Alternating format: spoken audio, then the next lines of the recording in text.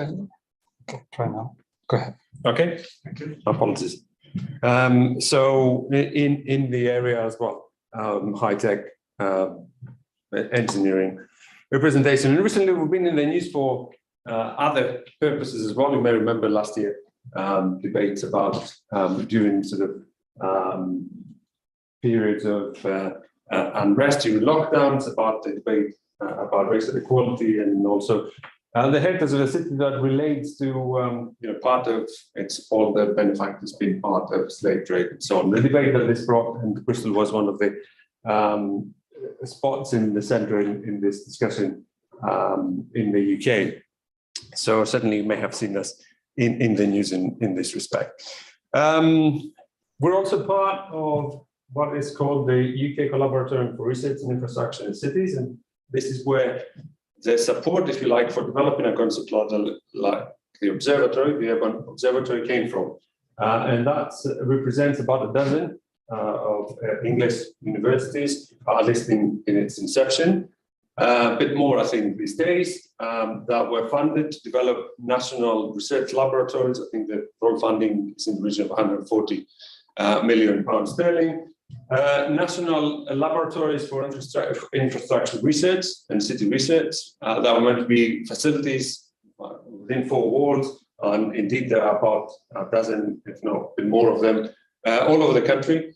We have built one in Bristol. My colleagues in the civil have built a lab on structure, foundation, soil interaction facility called SOSFI. There are other labs that look into buried infrastructure, for example, railway systems, people-space interaction. They're all over the country, hosted by collaborating universities. But along with that sort of mainstream of support, if you like, that funded national facilities, there were also the idea to try and facilitate work at large. We cannot really facilitate work, research in the cities if you're not connected somehow in the openness and the wilderness of the city itself. The national facilities are great, but they're within four walls and they operate as university institutions, as university facilities. And so the research that will take place will have that nature of academic research. There was, so the second strand of UCRIC funding, about £8 million, that funded 6 universities to develop that network, or that concept of urban observatory, defined as an entity that would be able to gather robust urban data that would help the hosting city and the hosting university to understand and develop better insights about city problems on mobility, energy, climate change, and link better the problem source and the stakeholders that care about that with the expertise in these universities. For us, would be, for example, an opportunity to develop and validate theories based on those observations, to try and innovate in collaboration safely with city stakeholders, and even pass data on to the cities who are making decisions for planning and other purposes to be able to have better informed decisions on key aspects. And of course, in an academic fashion, share that learning and develop on that meaningful collaborations. This was in the context of that funding and research that will be achieved through development, design, and deployment of urban-wide sense networks. I'll show you some examples from our own observatory. There are 6 around the country. All have their own unique character. And developing data sets and curating those data sets, allowing access to people that need to have access to those data sets in order to develop their ideas. And so UCRIC essentially has delivered a network of observatories. And all of us have worked in developing collaboration facilities and ways of getting in sync, if you like, with the pulse of the city that I mentioned in their own unique ways. Every place, it has to be place-based in different cities. That allows us to do work like the little sort of activities and projects that I'll describe briefly a bit later on around the city of Bristol. And this is the map of the National Observatory network. We're down here in Bristol. The first original observatories, that strand of UCRIC is led by University of Newcastle, which was the original urban observatory. The first 3 that were funded was Newcastle, Bristol, and Sheffield. And you see there was a bit of diversity in terms of naming and so on. Then the next branch of observatories, there's a bit more consistency of everybody's name. Urban Observatory, I'll show you why we call that the infrastructure collaboratory. A little bit different of the first 3 observatories, as well as Sheffield, was again a bit different than the other 2. And the original one that was Newcastle. So we are the infrastructure collaborator, Bristol's UGREC Urban Observatory, a portfolio of related activity in urban sensing on a number of projects around the city. We're not a formal research group in that sense, more of a collection of interests, coordinated and hopefully well interfaced across not only engineering, but we work with people in geography, we work with people in policy studies, we work with people in applied psychology, and of course, within engineering, all departments and across our schools, and also work with a lot of stakeholders in the city. 5 key themes have emerged over the 5 years or so that we're working under that kind of ethos. We care about infrastructure asset monitoring, things like the bridge monitoring, that I'll get into a bit more detail later on, like just the suspension bridge. Energy systems and understanding energy consumption and sustainability issues around that. Mobility and people space interaction, particularly active mobility, people moving with bikes or walking around the city. Water quality, particularly looking at the floating harbour in Bristol and working with the council there. And also a lot of citizen science driven initiatives where we enable citizen groups that may be interested in understanding something in their vicinity a bit better using sensing technology. We facilitate their access to this kind of technology and skills. And we have a number of small citizen groups that come and worry about air quality or impacts of spatial layouts in the neighborhoods, maybe pedestrianization or one-way chain systems and so on. And they're asking how can we understand the impact that this change would truly have to us, and we support a number of groups who come in with queries like these. A lot of us are based in Tower View, which is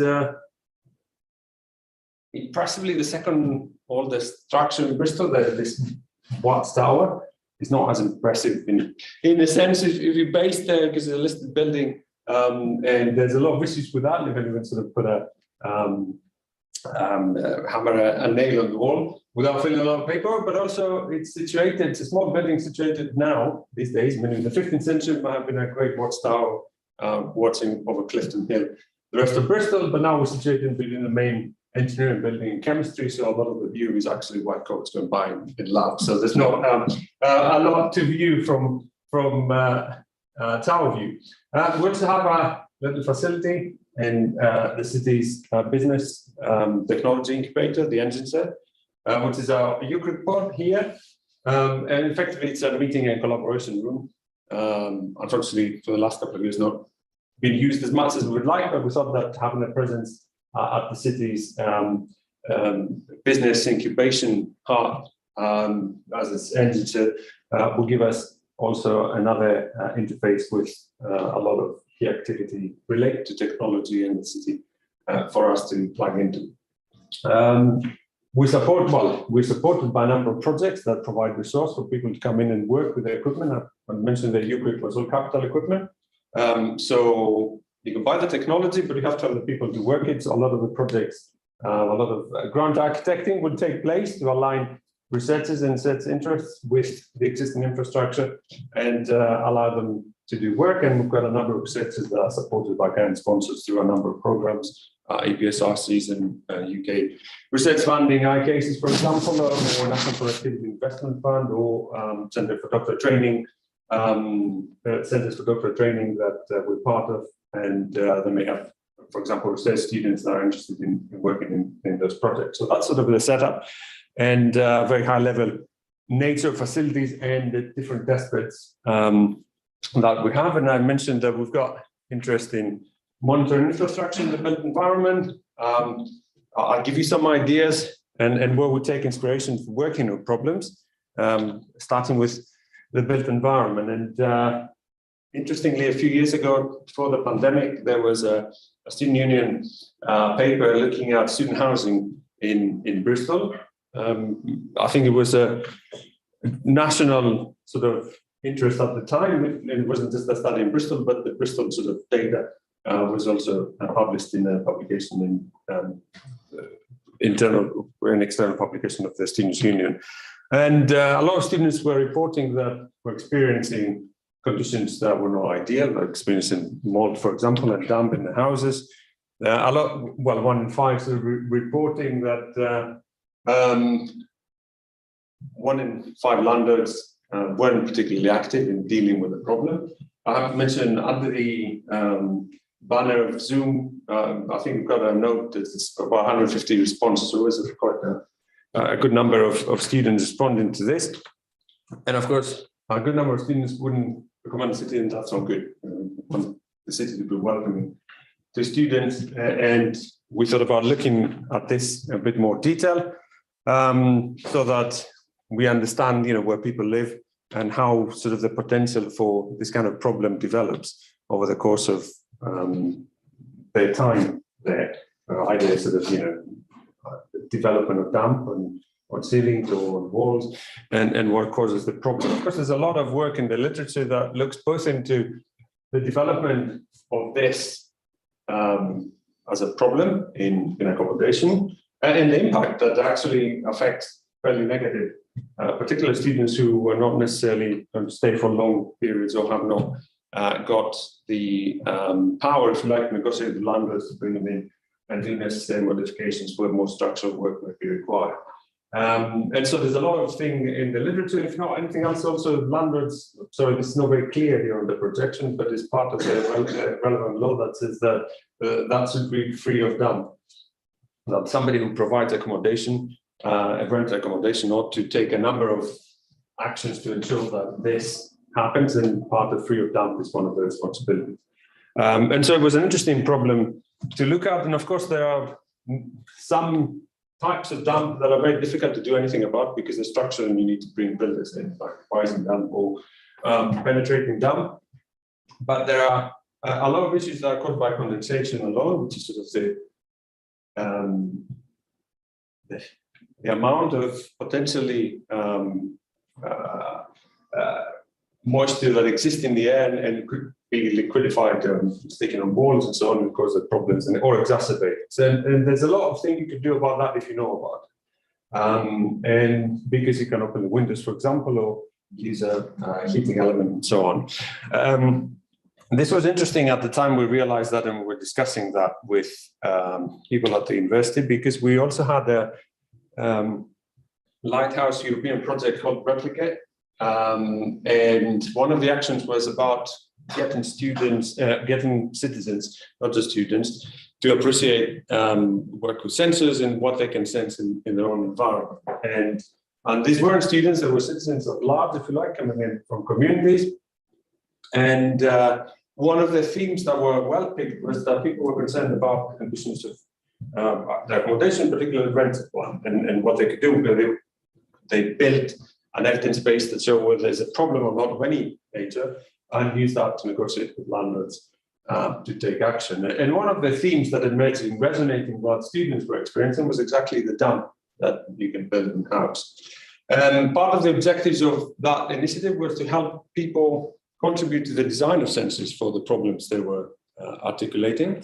And so this came through engagement through Bristol Partnership, that we had a Bristol pilot under that project that engaged with citizens, with a number of other stakeholders in the city and partners on the project to develop an elementary sensing solution for sensing temperature and humidity. And it's a very basic prototype that was developed with the help of citizens, a Raspberry Pi with sensing elements in an enclosure that was built on site in a collaborator's workshop. And it was designed in a way that would facilitate the right sort of measurements so that it wouldn't inhibit temperature, humidity measurements, because have the right openings and so on, and the right. And quite imaginatively, people suggested it would need to look like a frog because it was it's an animal that likes sort of wet conditions. So that's sort of the sensing elements, if you like, that we used for that. They were used as part of Replicate, but we used it in the study of humidity. And there's a number of actuators that are not sophisticated in the sense that they don't have to be automated, but people's dehumidifiers, heating elements, and simple ventilation. Opening the window is part of the actuation picture, if you like, if you want to build an image of, what can I know about humidity build up in my place? And what actions can I take if I know that I need to open a window and so on? And so we identified all that.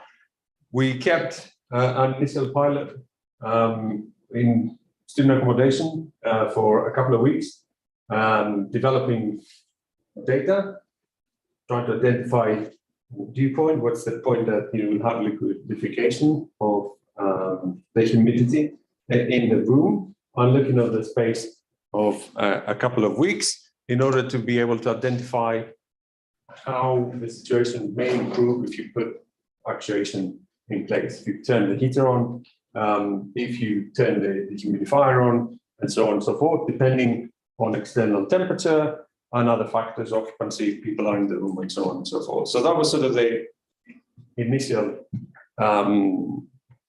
take that happened in collaboration with students that used the sensors in student halls, and we developed a picture of how they could potentially improve with elementary means the build-up of moisture in the rooms. And now we're in a phase that we can improve the kind of rollout of the study. We identified, if you like, better sensors, more sensing elements. That was 2-3 years ago. And enough space in the world of consumer electronics to improve a lot. So we've got those are the smart sensing kits manufactured in the Fab Lab in Barcelona, the Institute of Advanced Architecture in Catalonia.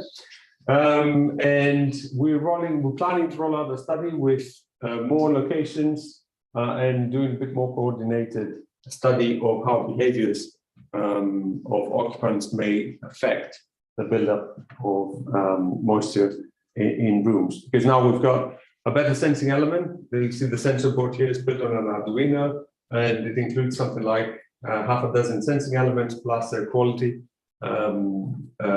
sensor. And we'll measure temperature, relative humidity, noise level, something like pressure, CO2, VOCs, and particulate matter 2.5 and 10. And it's all data that could be very usefully correlated, or even provide opportunities for further research that go outside the scope of humidity build-up. And as I said, we're planning of deployment of a number of these across the city, and not just student accommodation.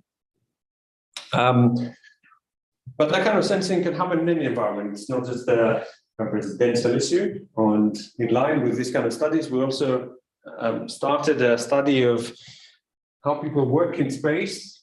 That became very topical with the pandemic. That's a thing we did a couple of years before the pandemic, and we're planning of doing something in the context of a new campus we're building by Temple Beats train station, where we looked at effectively the use of open plan offices and hot desking practices, and whether you could improve this kind of desk allocation using sensors.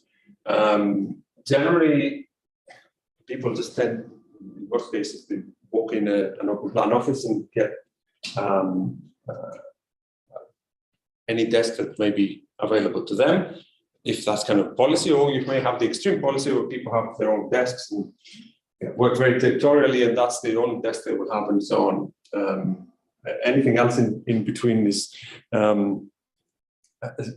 something that it's not optimal, if you like, but I'll explain what we did here first, to think of a theoretical model that would optimize allocation of desks based on people's personal preferences on how they would like to be seated if they were to be allocated to desk, not at random, but taking into account, for example, whether they like a a quiet place to work, or whether they can tolerate more social interaction, intense noise, whether they like the corner to be warmer or lighter, and so on. So there's a number of physical preferences as well as social preferences that could come in as inputs into a model that can take, or pre-pandemic anyway, some kind of arrivals to the office and departures to the office distribution, and try and produce a bit more clever allocation rather than the either very regimented territorial, this is our corner for this department, this is our corner for the other department, or first in, first out,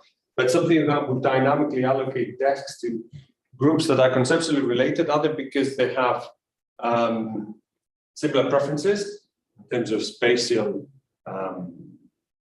location and its conditions, or they have some proximity to what others are doing. Because they're working on the same project, or they have the same role, and they need to be together. And we can measure that with some kind of proximity metric that we define very simple as sort of, the distance from where you're sitting with somebody have similar preferences to you or not. And that's all theoretical, and you can show that you can get huge reductions in real estate needs of 30% or more. And of course, for expensive real estate cities like London, New York, and so on, somebody who's running an open plan office are able to say, well, actually, we can have the same output by cutting costs by 30%. It's a huge amount of cost savings. And of course, this is a discussion now that will be even more intense after our experience of the pandemic. Remember, this is all started as an idea before the pandemic. It was about 2016, 2017, we started looking at this. The reality is that was all theoretical model and simulations, and we'll say, okay, can we support this, and can we develop an optimal system that somebody would just walk in and get a computer to give them an optimal place for their preferences. So we had, well, a couple of studies, really. This is the study we published, and we invested data and at a location of an industrial sponsor that we run a parallel study. We had about 15 people taking part for a few weeks, and we instrumented in the university with one of our engineering mathematics labs, where we had essentially students coming in to work, and they all consented to come in. Instead of grabbing the first desk as they would do as business as usual, they will consult a computer somewhere in the corner in the reception, which desk to be allocated that day.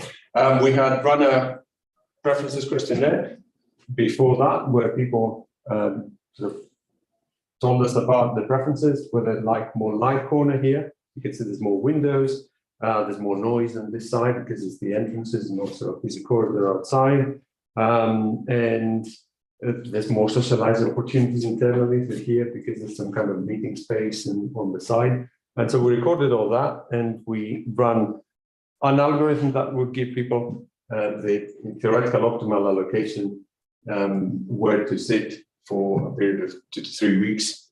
We used sensor set called Tinkerfords for that. We're measuring things like sound intensity, ambient light sensing, and temperature.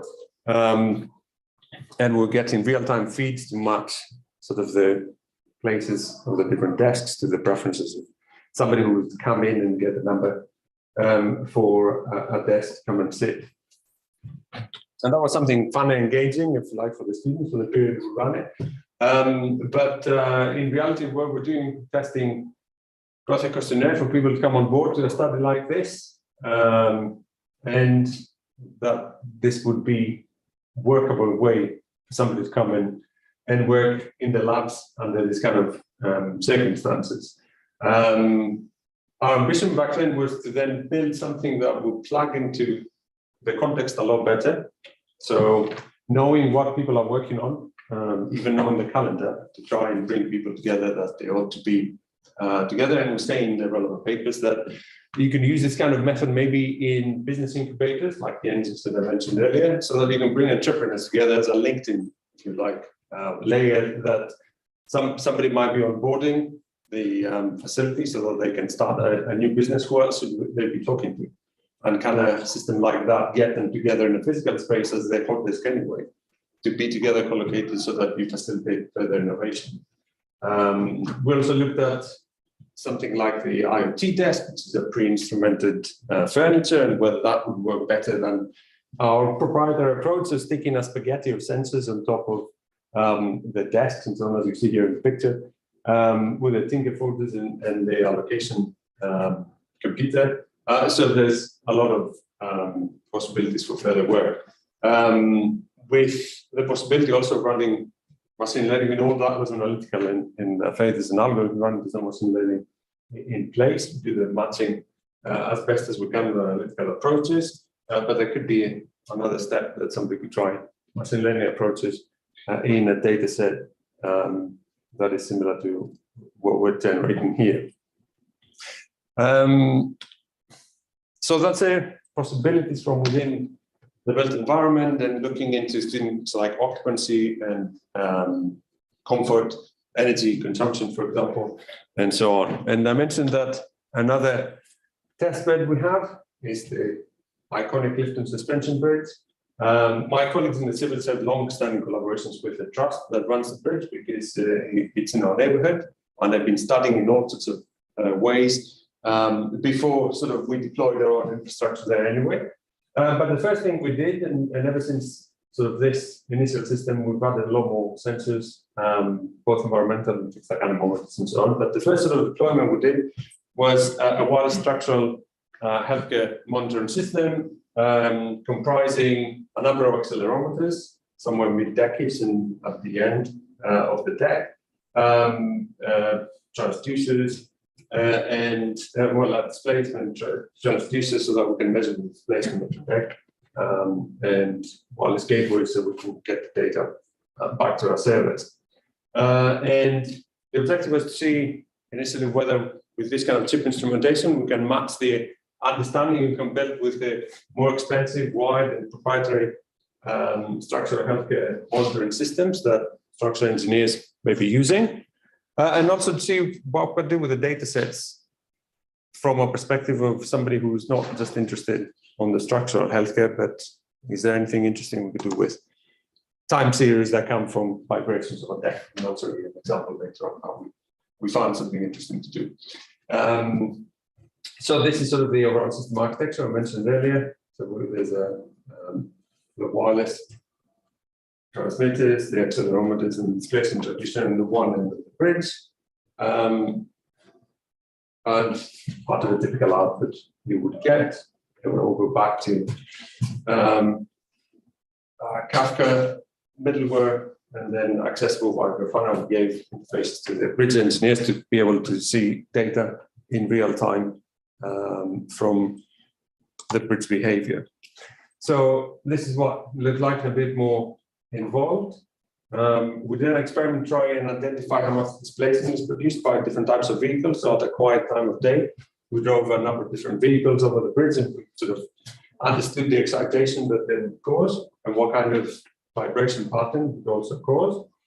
And we started exploring the data and opportunities for doing work. So one of the things that work well with this kind of setup is that having the ability to open up, like democratize this kind of data sets, you can bring structural engineers and transport modelers and say, well, can we do anything with something that looks like this? And so you don't have to be the expert, because I'm not. I've just deployed this kind of system to grab that data.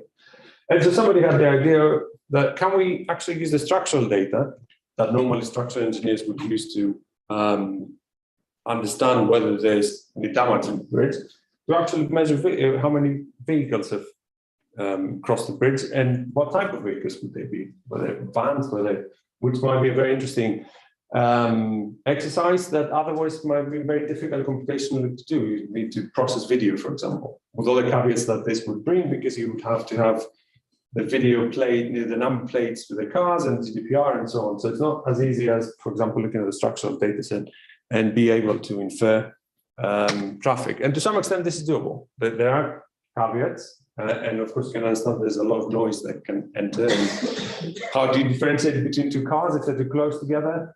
And can you measure other things like motorbikes or bicycles or pedestrians? Under very extreme cases, potentially yes, but there are analytical approaches, at least in the beginning, that we applied that for certain signatures and certain times of day that would work well in producing a characterization of traffic. There's a relevant paper that I've mentioned there that we presented a couple of years ago, and looking at exactly the analytical methods that you could use to infer and characterize traffic from the structural data set. But the technical work is not the only outcome of this kind of thing. It also could be very engagement with the public in different forms. In an attempt to gather more data about pedestrian behavior interaction with the bridge deck, my colleagues got involved with sponsored walk and charity, and so they had the bridge sat and schools and others walking along the bridge, at the same time collecting data about how the deck would produce sort of data in response to pedestrians walking and not car traffic. And through an internal competition through our Data Science Institute, we got one of our engineers to work with artists who produced something that looks like a suspension bridge, but it's actually a robotic car. And it essentially vocalizes the time series that produced from the bridge. And I won't play it now, but the second link here is a video explaining the venture here. And you can listen to what a time series sounds like. You know, vibration sounds like, it's not rock music, but yeah, it's certainly engaging. And it was a fun activity for us to get involved with. So this kind of, the ability to have access to be able to develop that insight from deploying a relatively simple system and developing the data sets that correspond to that activity gave us the activity to plug into different things, bring together different disciplines like structural engineering and transport modelers, and also even artists and the general public. And that's really, it's a good case to explain what we're trying to do with the observatory and what we call it infrastructure collaborative.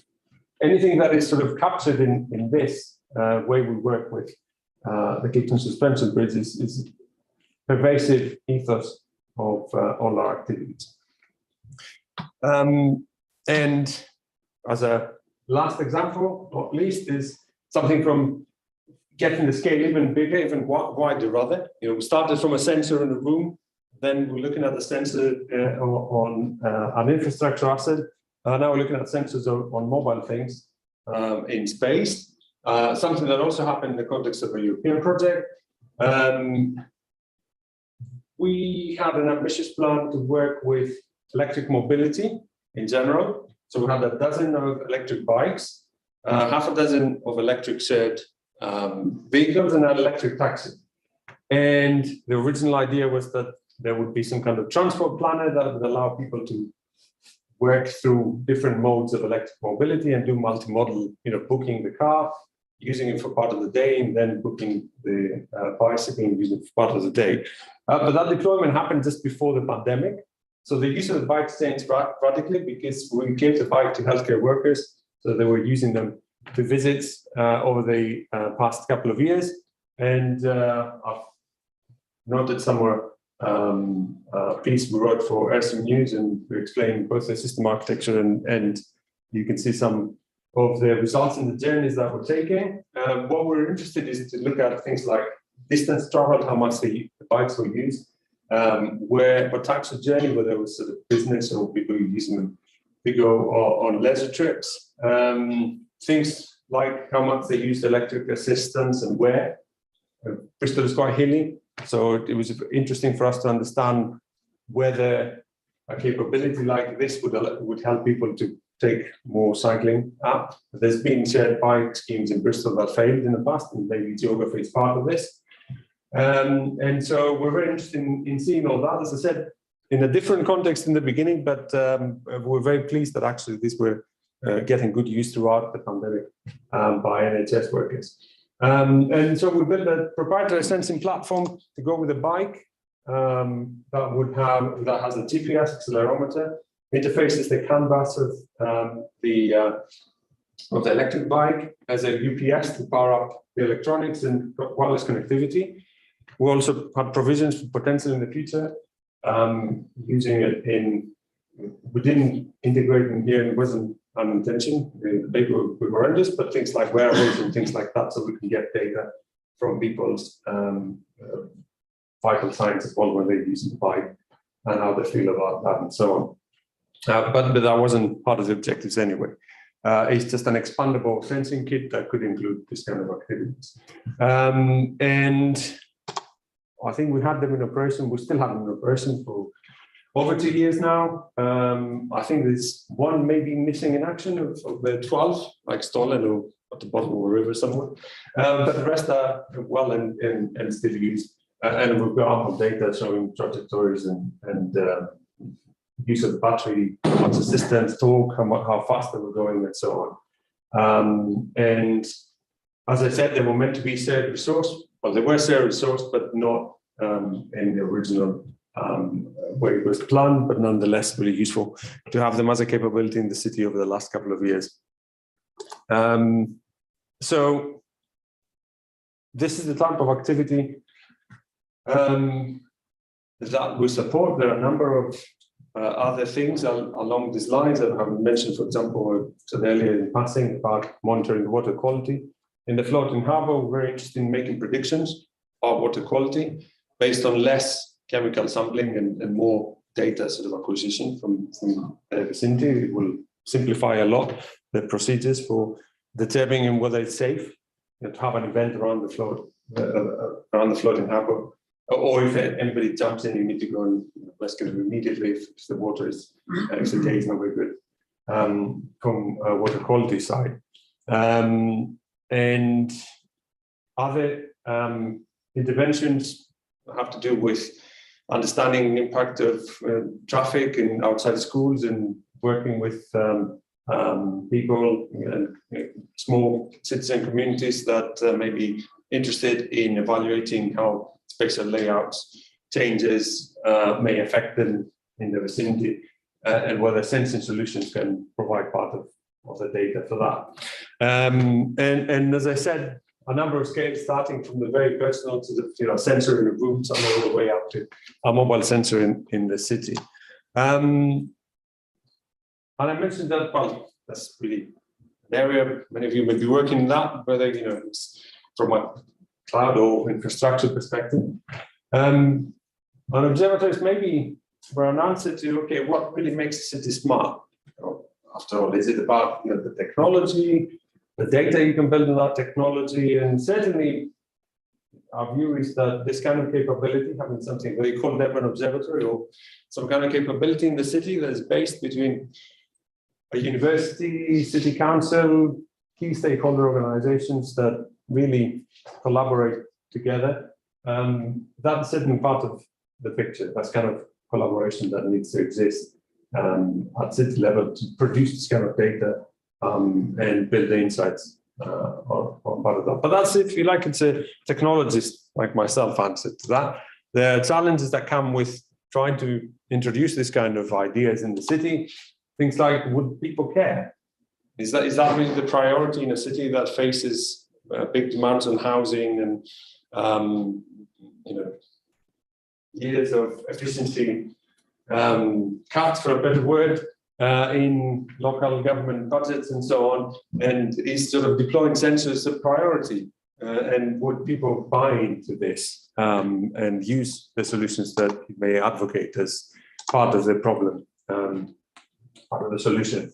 Would people take part even if they see the value in this and say, okay, well, actually, yeah, I do care about this problem, but can I do anything about it? And how can we meet the needs of so many different people that at the wild, remember, we're not in the four walls of a lab, we're talking about activities in the city. Can we sort of take into account the needs of so many stakeholders? And one of the challenges that, perhaps more than anybody else, we had, because of the nature of the multi-project and multi-stakeholder involvement in our observatory activities, who owns the data?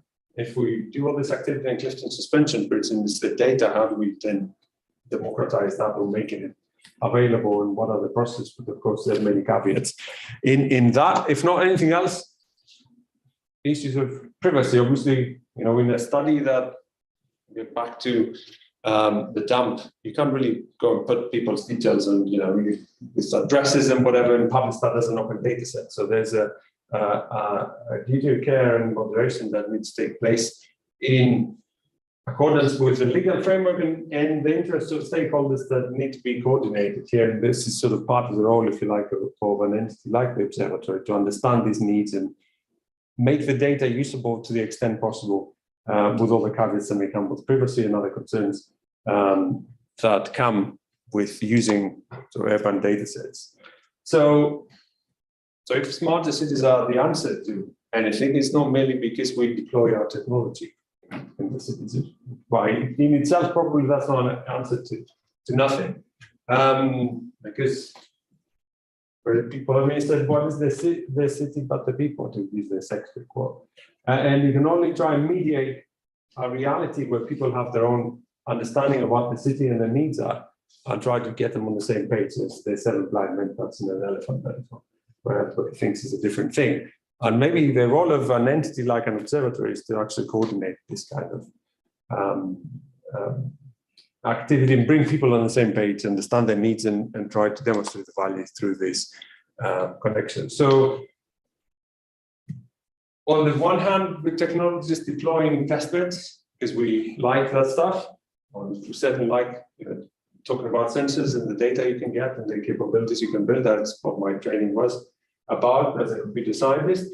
On the other hand, it's about creating what I call the soft infrastructure, the relationships and the alignment of interests, and understanding who should be involved in the discussion, who shouldn't be left outside the table, and how would people get access to the value that you can generate with this kind of solutions. That is never easy discussion, never easy debate, and I think it's also part of an entity.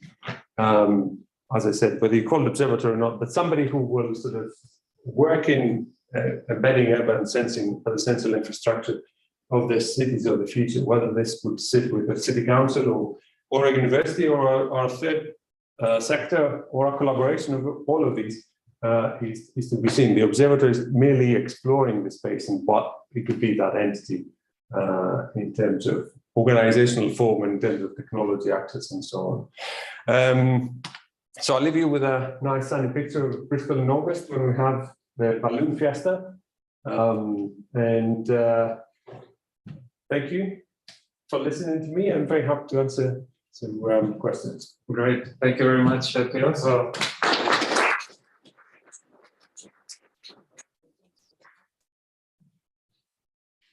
and don't all ask at once, please. Okay, do we have questions online? I have a question, if I could begin. So when you started the idea of an observatory, for me, the observatory is very much about aggregating this data together. So you presented a bunch of case studies. You have the bike project, but how do you pull all this together? Because ultimately, you want one aggregated view of the city, right? That's what observatory is. Yeah. So what would be the next step, and what would be the scale up needed in order to achieve that?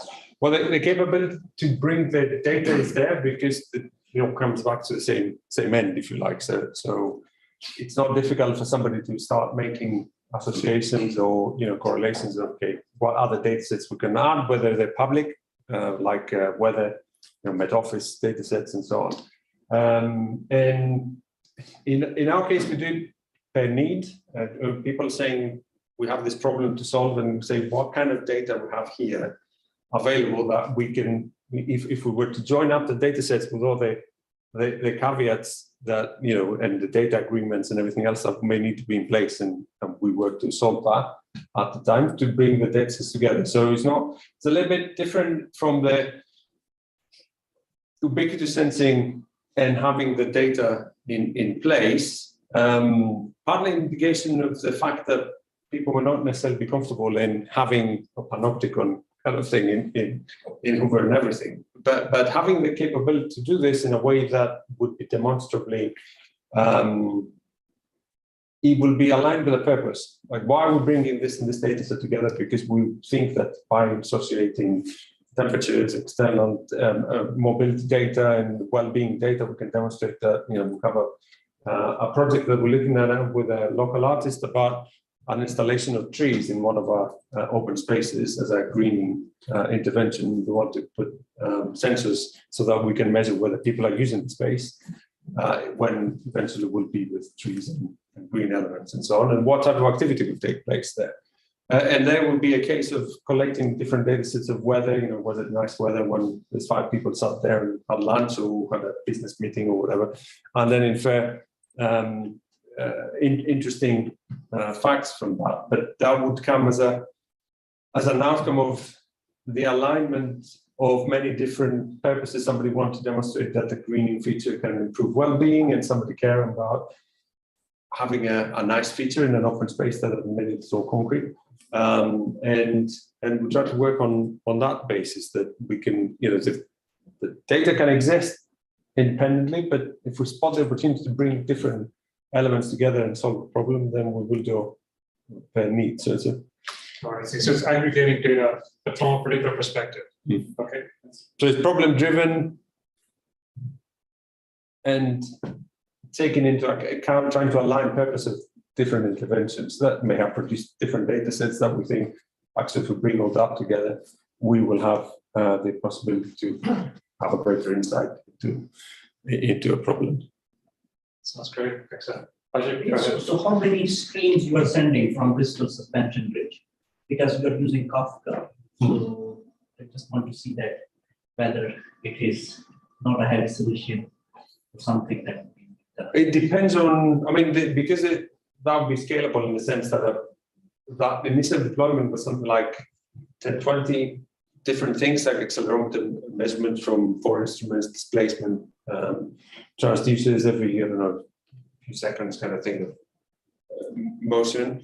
But we've amended that with contextual data, with we've got weather stations, we've got thermometers and so on. So it depends on how much you want to deploy. You can cover it with accelerometers and have like 30 high quality instruments, or you can take the smart city, smart sensing kits and put 200 of these and do studies of whether lower quality and more information, high resolution of noisy data would produce the same results with the scientific instruments that we're using on that study. So it would be a matter of what's the deployment at any given time. It could be hundreds or. And have you deployed a server close to? Yeah, there was one in here. There was one by.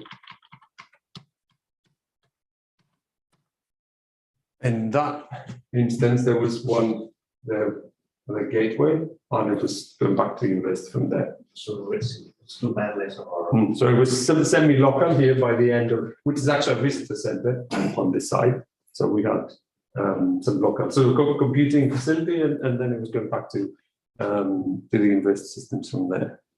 And then you're monitoring the vibrations or. So that's outside the deck, meaning in the server. No, that's on solid ground. So that setup here is Sensor is there on the suspension bridge. Yeah. So that is not vibrating. I think that's what you meant. We're not destroying our computing infrastructure in the background. So it could. It could be depending on what the experiment would be. As I said, my colleagues were interested in looking at what kind of can you get credible information by a larger deployment of very cheap, very low quality sensors versus this accelerometers we had here that are more scientific sort of measurements, and that's why there were only a few of them here and there, 4 of them, and so there would be, depending on the experiment, we would support the corresponding number of inputs. So I saw you have a number of sensors. Do you build those sensors or you buy it? Some are proprietary built and some are bought off the shelf. So it's a mixture of things. Okay. Things like weather stations and thermometers and so on, they're all built off the shelf. Some of the sensing elements for example, for the dam studies, the original ones were built in-house. The SCKs are bought off the shelf.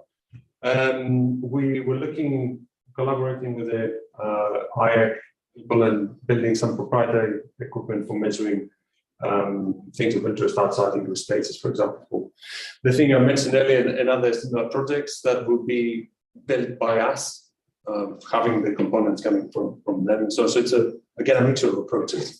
Some in this study in particular, part of the objective was to look at off-the-shelf low-cost components and whether you can create something that would be of equal quality of the scientific measurements that a specialist consultant could do, and whether you can complement some of that cost with an operation of a cheaper system. And we do some data quality or verification somewhere on the sensors, or it's something in the sensors? No, in this instance, there was nothing on the edge. It was all like coming back and doing some data quality in the back end. But eventually you want to do it on the sensors, because if there are millions of sensors, thousands of sensors. Yeah, that kind of problem would be absolutely really interesting, and having computation on. And then we could throw a lot of that computing there. Come to it. Any more questions from the room? Yeah. Do you have a question? Okay. Are there questions online? I think I just had one more question, picking up on Ashik's last point. So the question is, right, that we're moving towards edge computing in many ways, in many cloud environments, as was also mentioned in the talk this morning. So I guess the question is that what we think in edge computing is that just another technical sensor sitting at the edge rather than a data center. But at the edge also sits a user, right? So the question is that how can we leverage the user better in terms of maybe, trying to, so if the sensor tells me something and the user manually enters something, what happens if they disagree? So how do you so co-creation is, about not, creating or getting users involved in the design process. But what about using users as sensors? How would that change the dynamics of what you suggest? That's an interesting problem. I think for us to do that, if we were to for example, a layer of, say, social networking inputs, we would, in the past, the way we've involved users, like Astros, could be replicated in this kind of sense is to try and develop a skill set by the organization, say for workshops or getting people to understand what is measured, what's the purpose of the measurement, so that they're serious about it. And in previous project has worked well in the sense that actually making overt how the technology works and what it is able to understand and what not, because some people might actually thinking this is fine and it's intrusive and so on and so forth. But by making that clear and by giving people the ability to have some saying in the way it is designed, like with the damp sensor, I think it motivates a lot of people to be part of the initiative, and so it raises the game a little bit in terms of whether getting engaged with the activities, or they would facilitate in other ways by making sure that they use the sensors correctly and so on. Reconciliation issues in terms of if you have human input, and I think that's something that it's good to have open research problems. How do we do that? Let's find out. The whole aspect of this is collaboration, hence it's good to pose this kind of questions. We never had a need to do it on the fly in the portfolio of activity we have, so I wouldn't have a specific answer. But as I was saying, that as part of a co-creation ethos, that the user would have to have a enhanced understanding of what is sensed and what's the purpose of sensing, and how this can be of value to the user. And then you've got a motivated individual who will spend the required resource to engage with the technology in order to help producing better inputs. Yeah, one benefit of the edge would be that you would be sending only high quality data to the data center, because as the scale goes up, you cannot clean data, and if you are sending a lot of different readings and measurements, eventually that may require a lot of efforts. And machine learning engineer, to some extent, they would be spending a lot of time to clean that data, and as a result. And I can think of proof as I said, we didn't have, we haven't come across the need to do this, but if you think of applications like Waze and, the way that, people report accidents in, the traffic networks and Google Maps and so Social on. GPS. Yeah. Exactly. So that kind of thing, it can work. I think, there's examples that are tangible because people get the value back of it. If they know that actually this will help me as well, I can add a credible report or actually say, no, this doesn't happen. I'm at the vicinity and that incident has finished. So you can get people motivated like that, so long as they understand the purpose of the solution and they want, because of the value they see, they want to be part of it. I think it's perhaps part of the solution to this. I haven't seen it in context in the projects we're doing to that extent, but it's certainly a really interesting problem. Yeah, for example, if there are kind of devices intelligent, and then there is a bid, so maybe the bridge shuts itself, say, oh, by the way, they are not safe to be used. So, yeah, absolutely. Yes. There were too high winds or whatever. Yeah, yes. Currently, then data would be coming to a data center, then we'll be analyzing, and then sending engineers and all that. So probably, it would make a lot of interesting applications. Absolutely. So, so we develop, if you like, the capability, and that's why I mentioned this is more about test beds and the way we develop them with everybody else who might have that interest. So for me, there's another dimension to it, which is the process you go about doing this in a way that is purposeful and meets the purpose of the stakeholder that runs this, but also the person who uses it, the technologist who plants the sensors there and play with the data. And somebody who just admires and takes pictures of, like myself here. Well, it's not my picture, but takes pictures of the structure and uses it in the slide decks and so on. So Thank you, Theo. thank you very much. Pleasure. It's coffee break. Will be coming in half an hour. And then we'll be doing our class. So, and the last session is quite long. So